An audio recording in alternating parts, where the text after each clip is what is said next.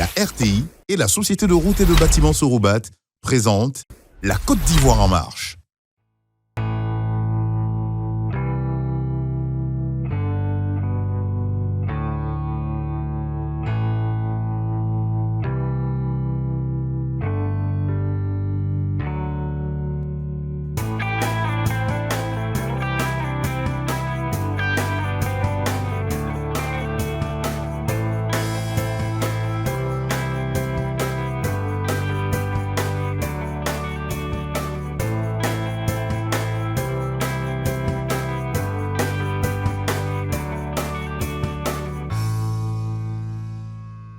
Mesdames et messieurs, bonsoir.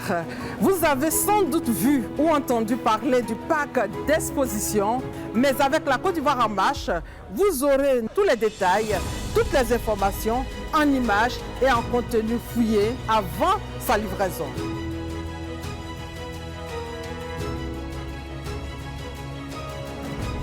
Pour mieux comprendre ce projet d'envergure, nous y allons pour un découpage en 4 parties. Comment le projet est-il né? Quand sera-t-il livré? Et pour quel investissement? Quel est son impact sur les populations, sur les hommes d'affaires, sur les opérateurs économiques? Parlant justement d'impact, nous allons ouvrir avec la commune de Port-Boué, la commune qui accueille ce parc d'envergure.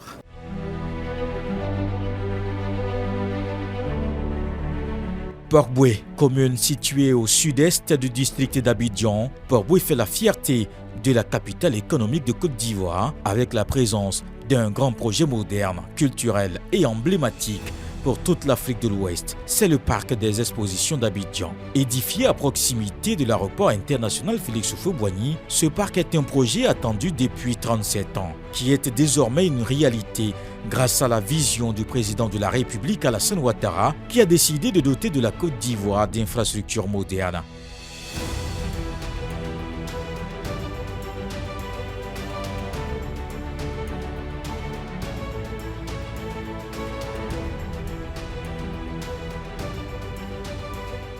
Ce projet d'envergure attendu du monde des affaires depuis plusieurs décennies viendra combler un vide dans notre écosystème.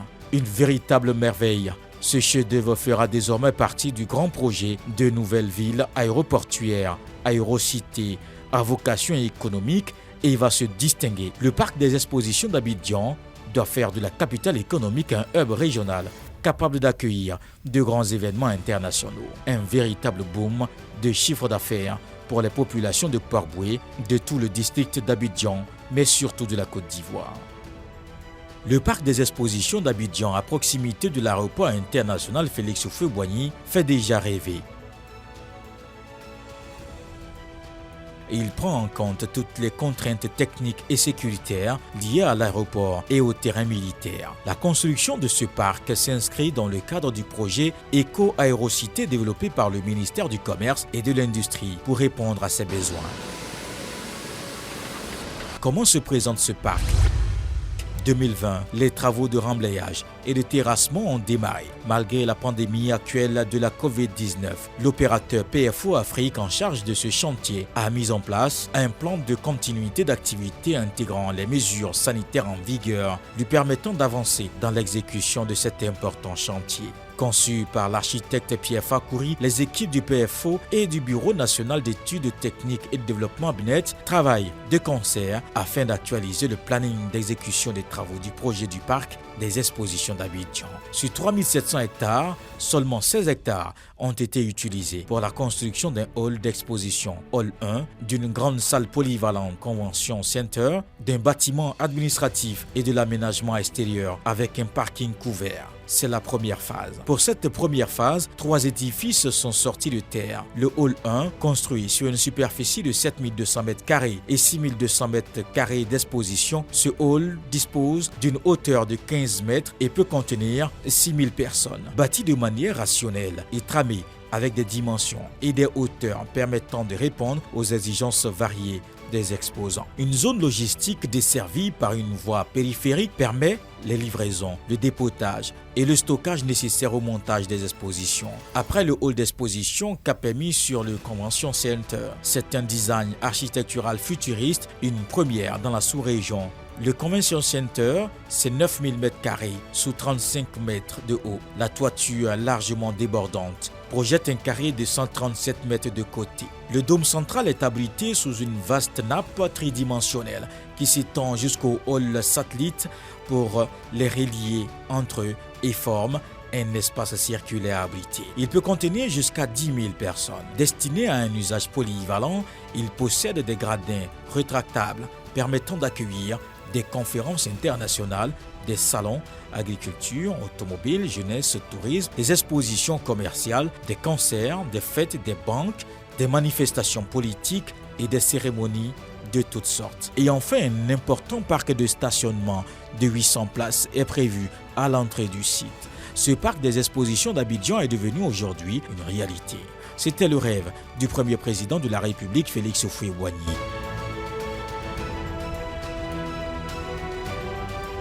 Aujourd'hui, ce rêve s'est réalisé et c'est palpable. Comment est venue l'idée de ce parc? Plongeons-nous dans l'histoire avec l'un des disciples du premier président de la République de Côte d'Ivoire. Éric Coutouan-Bernard, alors ministre de l'Industrie, a côtoyé Félix Houphouët-Boigny. Il nous parle de la grandeur de cet homme et relate ainsi les faits et la naissance du parc. Tout part de l'Expo 85. Cette expo de l'année 1985 a été l'épine dorsale d'une Côte d'Ivoire en mouvement, une réussite parfaite matérialisée par des photos, des souvenirs, rien que des souvenirs.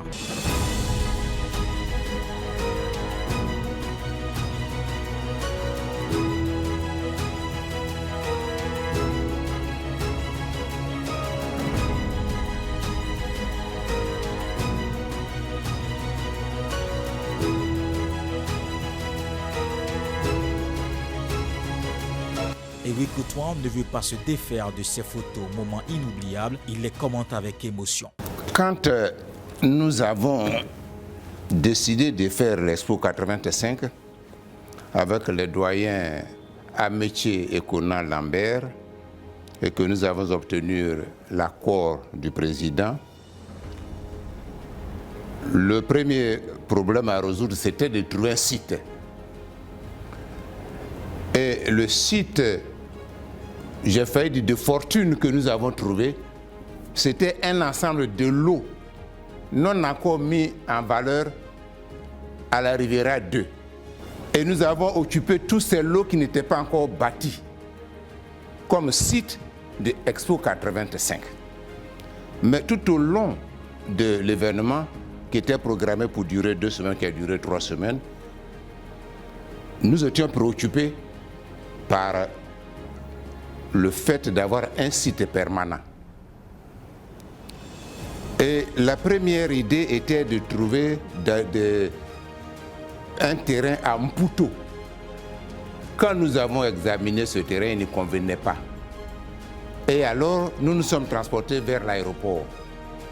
Et le site de l'aéroport offrait beaucoup de commodités parce que quand nous étions sur le site de la Riviera, pendant les 3 semaines, nous avons eu à gérer une affluence de telle sorte que est apparu immédiatement un problème d'accès, l'accès au centre d'exposition. C'était un deuxième problème. Donc le premier problème, trouver un espace suffisant. Le deuxième, trouver un espace d'accès facile. Nous sommes donc transportés vers l'aéroport, puisque une exposition en Côte d'Ivoire doit être un événement ouvert sur le monde.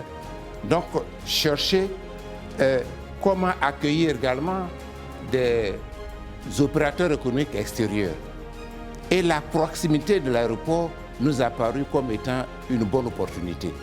Donc nous avons tout de suite dit, le parc d'exposition doit être à cet endroit. Donc depuis Expo 85, 1985, donc, nous avons choisi ce site qui est aujourd'hui en train d'être mis en valeur. Nous nous en félicitons parce que l'idée que nous avons portée a prospéré et les différents ministres qui ont suivi sont allés dans le même sens, à tel enseigne qu'aujourd'hui nous arrivons à un parc permanent, un parc d'exposition permanent. C'est une très bonne chose. Une idée géniale, validée par le président Félix Houphouët-Boigny, juste après la cérémonie de clôture d'Expo 85, d'où un slogan a été trouvé: hier, Expo 85, demain, un parc d'exposition permanent. Tout ce projet planifié à l'époque est réalisé après 37 ans par un autre disciple du président Félix Houphouët-Boigny. Il s'agit du président Alassane Ouattara. 2011, avec le président Alassane Ouattara, qui a repris le projet en l'inscrivant dans le plan national de développement, qui permettait donc de relancer la dynamique de la construction du parc d'exposition d'Abidjan. Un comité de pilotage comprenant interministériel a été mis en place en 2014 pour conduire les travaux du parc des expositions d'Abidjan.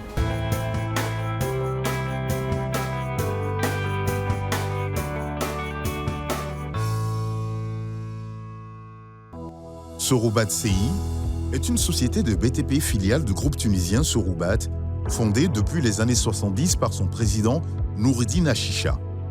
Implanté en Côte d'Ivoire depuis 2007, Soroubat CI est un acteur incontournable du secteur.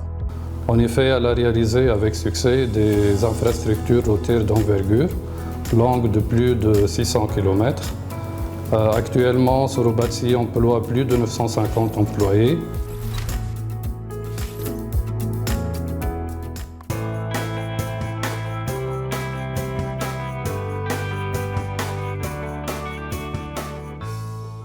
Avec ce projet, le pays pourra désormais accueillir des salons de renommée internationale comme Polytech en France.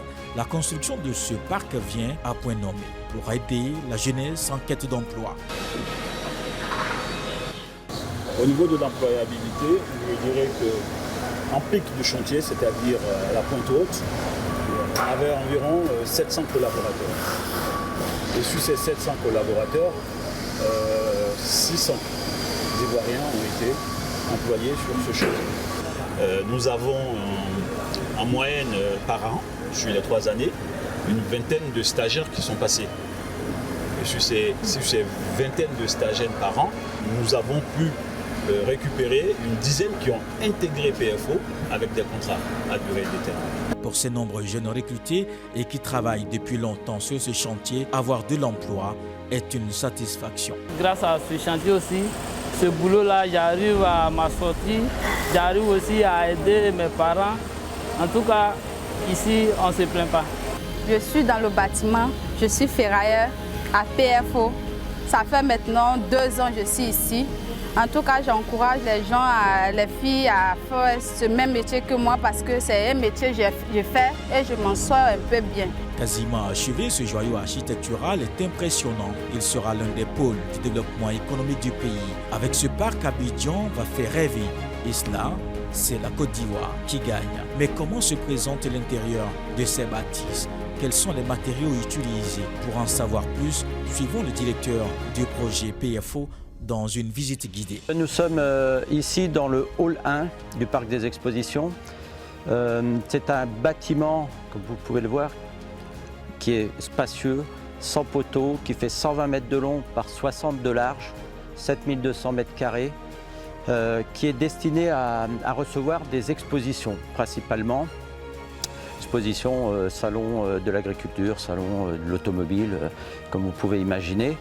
La caractéristique principale de ce hall, c'est qu'il est pourvu de fosses, ces fosses que vous voyez ici, là, on en a 120 comme ça, qui sont destinées donc à recevoir chacune 4 exposants.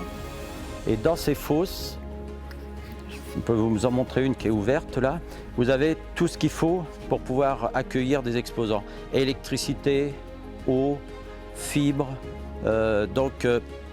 chacun peut se brancher là-dessus. On referme la fosse et on est en sécurité. Voilà.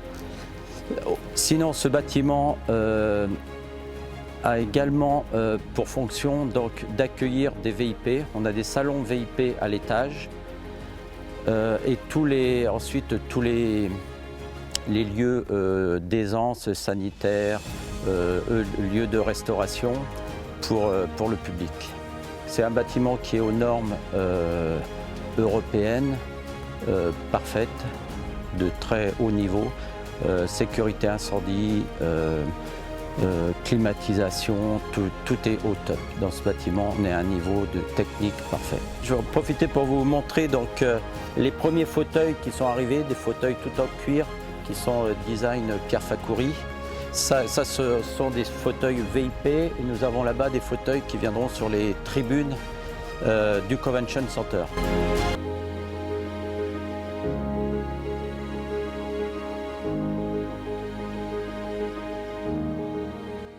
Nous voilà sur la partie centrale du parc des expositions, la grande piazza en béton coloré rouge. Derrière, là, vous avez le parking, donc les visiteurs peuvent venir en voiture, se garer là. Il y a 650 places, plus des places pour les cars et des pauses minutes pour les taxis. Les gens donc arrivent au parking, passent sous le grand auvent que vous voyez derrière moi. Sous ce grand auvent seront abritées les caisses qui permettront à la fois de payer le parking et les événements payants du parc des expositions. Le parking est semi-couvert, donc les gens sont protégés en sortant de voiture et ensuite cheminent. Donc vous avez des cheminements piétons qui sont éclairés et qui les protègent de la pluie. Donc ils peuvent se rendre dans les différents lieux du parc totalement protégés de la pluie. Le point d'orgue du parc des expositions et le Convention Center, c'est le bâtiment que vous voyez là derrière moi.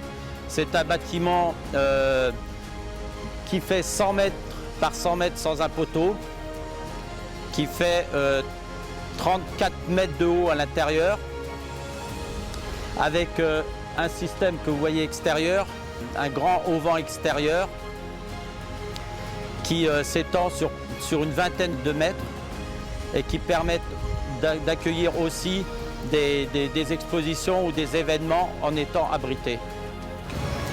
Donc, comme vous pouvez l'apercevoir, vous avez une couverture bleue qui est en train de se monter. Cette couverture est uniquement esthétique, elle n'a pas d'utilité acoustique. Tout le complexe, vous le voyez en dessous. La couverture, elle, sera totalement bleue, fermée et donnera l'aspect fini à ce bâtiment.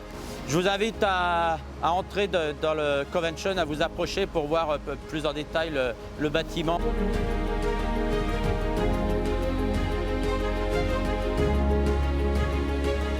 Nous voilà à l'intérieur du Convention Center.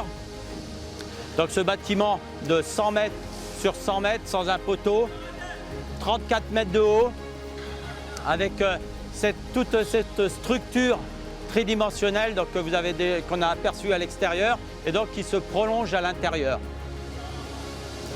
Sur ce côté-là, vous aurez l'estrade avec le Mother Grill et tous les équipements techniques, un immense écran LED donc sur lequel pourront se faire les événements. Ici, de ce côté-là, sur l'arrière, c'est la place des tribunes rétractables. Donc vous avez une tribune qui sera au rez-de-chaussée et une autre à l'étage. Ce sont des tribunes qui, déployées, vont arriver à peu près par ici et qui seront rétractables et que l'on pourra loger dans cet espace-là pour laisser éventuellement place libre à des événements. 5000 places assises, un équipement technique au top avec des jeux de son, de lumière, 350 luminaires de design spéciaux, chacun télécommandé à distance, qui va permettre de faire des événements, des shows extraordinaires. Par ailleurs, on a ce que vous pouvez apercevoir là, un bâtiment avec à l'étage des salles VIP.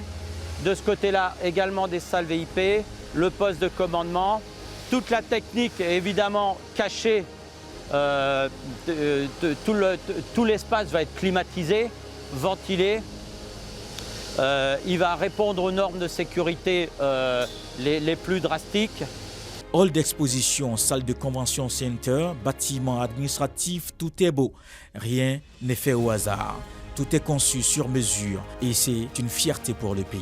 Et ce n'est pas tout. Un spécialiste de la lumière, Guillaume Saoui, venu de la France et connu pour ses poses de lumière dans les grands édifices en Europe, veut faire du Convention Center un lieu où les jeux de lumière seront uniques et merveilleux à contempler. Tout au long de ce mur, nous allons avoir une scène de 40 mètres de long sur à peu près 10 mètres de profondeur. Sur tout le fond de la scène, on aura un écran de 30 mètres par 8 mètres de hauteur, un écran LED. Donc un écran complet avec au milieu de l'écran une porte et ensuite une installation scénique un petit peu complète avec tous les velours de cage de scène en couleur or et une soixantaine de projecteurs automatisés qui vont venir faire la scénographie de ce lieu. Ce parc d'exposition d'Abidjan sera une opportunité d'affaires dans tous les secteurs de l'économie en Côte d'Ivoire. Une très bonne nouvelle pour les opérateurs économiques et hommes d'affaires. Pour eux, la venue de ce parc des expositions d'Abidjan est un véritable soulagement. Oui, un soulagement, mais certaines personnes nous retracent des souvenirs douloureux sur ce site qui était autrefois aménagé pour abriter les salons. C'est le cas d'Ismaël Boga, chef d'entreprise dynamique, qui nous parle des difficultés rencontrées pendant les expositions. Pour lui, c'était un vrai calvaire. Pendant 20 ans, nous avons organisé des événements avec des difficultés. Notre métier, c'est d'imaginer un événement et de le mettre en œuvre. Mais nous nous sommes transformés en entrepreneurs à chaque fois. En 2007, avec le Conseil national de l'ordre des architectes, nous lancions la première édition d'Archibac. Mais là, on l'a fait dans des conditions, j'allais dire catastrophiques, puisque c'était sur un bâtiment désaffecté. Que nous avons réalisé 5 éditions. C'était très difficile parce qu'il fallait y amener des infrastructures de base qui étaient l'électricité, l'eau, les canalisations et puis prier Dieu pour qu'il ne pleuve pas à chaque fois.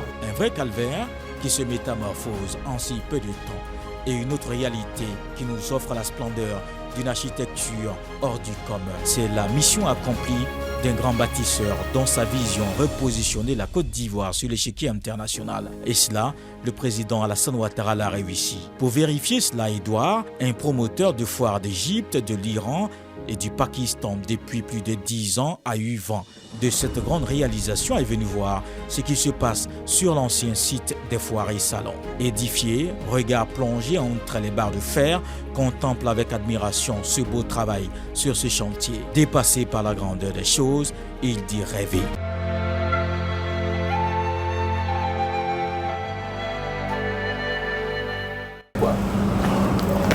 Ouais, vraiment, c'est un joyau. On n'avait jamais espéré avoir un monument pareil. On a eu des difficultés dans le passé, mais là, tout le monde sera satisfait. On dit merci au gouvernement. Nous allons envoyer ce reportage en Égypte, au Pakistan, en Iran et puis en Inde. Et moi, de ma part, je suis sûr qu'on ne peut pas avoir un monument comme ça en Afrique de l'Ouest ici. Ça ne peut pas exister, sauf ici en Côte d'Ivoire.